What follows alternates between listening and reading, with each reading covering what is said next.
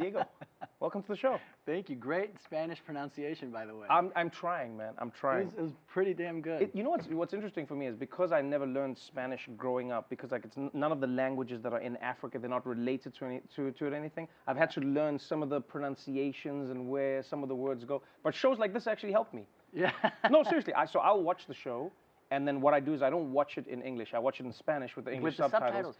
Yeah. That's the way to do it. I think it's the most fun. Yes, and I think people don't care anymore about the language. It's just the best content wins. Best content, best story, and that's what you've been doing. Congratulations. Welcome to the show. Thank you. You know, you are one of those talents who I feel has blown up in one part of the world, and slowly that explosion is spreading around. You know, everywhere around the planet, your name is slowly spreading, not just as an actor, not just as a producer, but also as a singing talent as well. In this show, we get to see you showcasing all of those talents. You know, you grew up singing, you've grown up as a performer, but did you ever think that you were going to be portraying arguably the greatest artist of all time? No, Trevor. I mean, it's kind of crazy because I started my career when I was 11 years old in the singing reality show, and the producers randomly chose a Luis Miguel song. Right. When I was 11, and then I never thought that 16 years later I was going to be playing him. It came around full circle. It's never happened to me like that before. Right. And this show changed my life, man. You know, season 1, we had no idea if it was going to do well or not. It was a huge risk. You know, he's still alive, very relevant.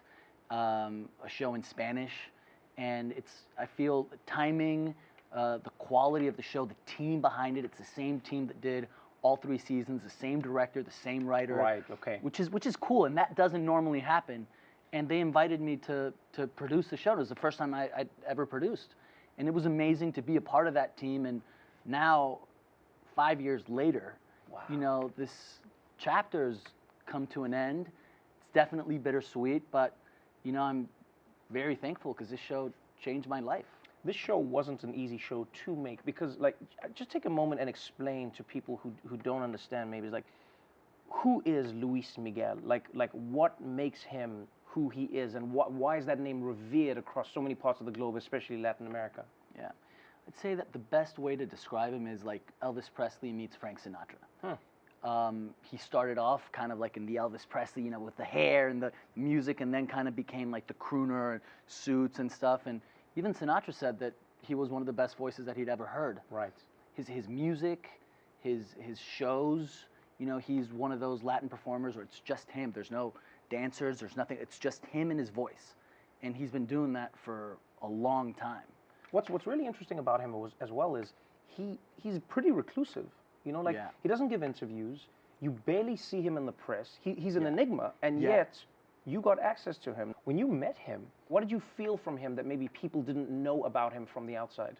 You know, it was cool because we both talked about how normally when biopics are done, it's once the artist is, you know, has passed. Right. And we wanted to take advantage of that. And you know, he shared some stories and anecdotes, and he was like, Diego, this is just for you. I don't want this to be on the show.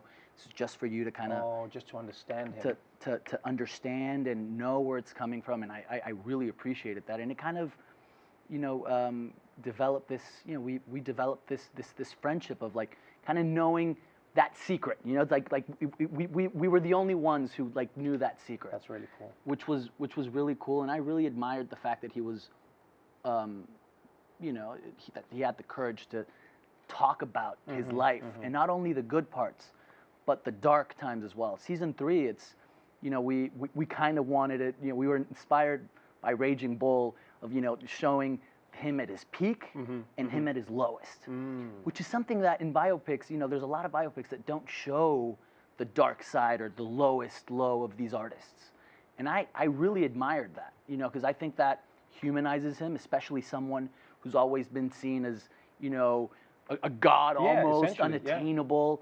And now people can empathize with him, and my job was to humanize him throughout these 3 seasons. I think you've done a great job of that. I'll tell you what I was most impressed by is I didn't know that you were singing. How long does it take you to get that voice? How much did you have to work? Because you could sing before, but I mean... Yeah, but I didn't have Luis Miguel's voice. If not, I'd be a singer, Trevor. Trust me. I wouldn't be an actor. I took a year off to just prep for the part. I went with my vocal coach, who also taught the whole cast for Rock of Ages, the musical I did with Tom Cruise back in the day. And I went to Ron, and I was like, Ron, I need to sound like Luis Miguel. And he was like, buddy, I've never had to do this in my life, to train a singer to sound like another singer.